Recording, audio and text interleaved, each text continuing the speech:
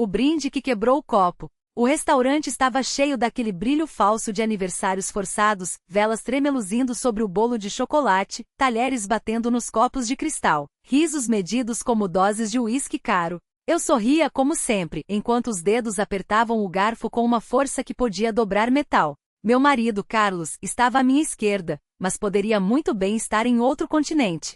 Seus olhos, que outrora me devoravam como se eu fosse o último gole de vinho numa noite longa, agora deslizavam pela sala como se procurassem uma saída de emergência. Foi quando ela chegou. Não foi uma entrada triunfal, não. Veio com a naturalidade de quem já ocupava espaço demais na vida dele, um vestido vermelho justo demais para um jantar entre amigos, um sorriso que parecia ensaiado no espelho do banheiro dele. Sentou-se à direita de Carlos, tão próxima que seus cotovelos se tocavam a cada gesto. O garçom serviu a taça dela antes da minha. Feliz aniversário, querida, disse ela, ergueu o copo na minha direção com uma inclinação de cabeça que mais parecia uma coroação. Que você tenha muitos anos de paz. A palavra passou como um tiro.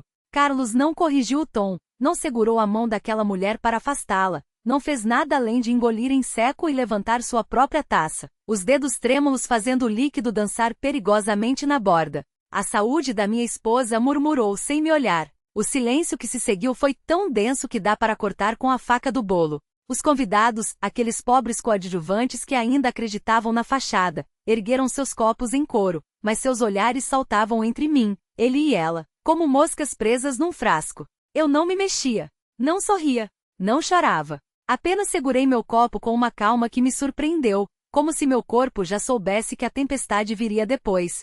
Que interessante, falei finalmente com uma voz tão suave que alguns se inclinaram para a frente. Você brinda pela minha saúde, Carlos, mas nem sequer sabe que eu parei de tomar remédios para ansiedade há 3 meses. Um risinho seco escapou dos meus lábios. Ou será que você acha que eu ainda preciso deles? Seus olhos encontraram os meus pela primeira vez na noite. E ali, naqueles segundos, vi algo que nunca tinha visto antes. Medo. Não o medo de perder, não. O medo de ser desmascarado, de ter sua covardia exposta como um osso à mostra. Ele tremia. Literalmente. As mãos, os lábios, até a voz quando tentou falar. Larissa, não é o momento. Não. Interrompi, inclinando a cabeça como ela tinha feito minutos antes. Porque para mim parece o momento perfeito. A mulher de vermelho abriu a boca, mas fechei os olhos por um instante, inspirando fundo. Quando os abri novamente era como se uma cortina tivesse caído. Virei-me para ela devagar, como quem se prepara para um golpe cirúrgico. Você sabe, não é? Perguntei, sem ódio, sem gritos. Apenas uma constatação. Que ele chora no chuveiro quando acha que eu não ouço.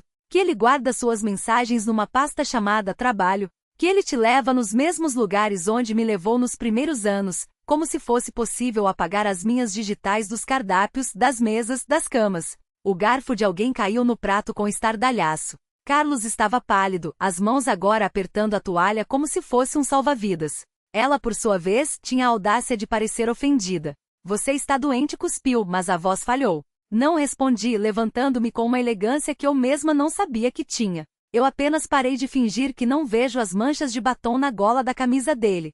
Parei de acreditar que reunião até tarde é sinônimo de amor. Peguei minha bolsa devagar, sem pressa. Feliz aniversário para mim. E então, pela primeira vez em anos, fui embora sem olhar para trás. Os murmúrios explodiram como pipocas, mas o som que mais me acompanhou foi o de um copo se estilhaçando no chão, provavelmente o de Carlos, finalmente quebrando junto com tudo que nós éramos.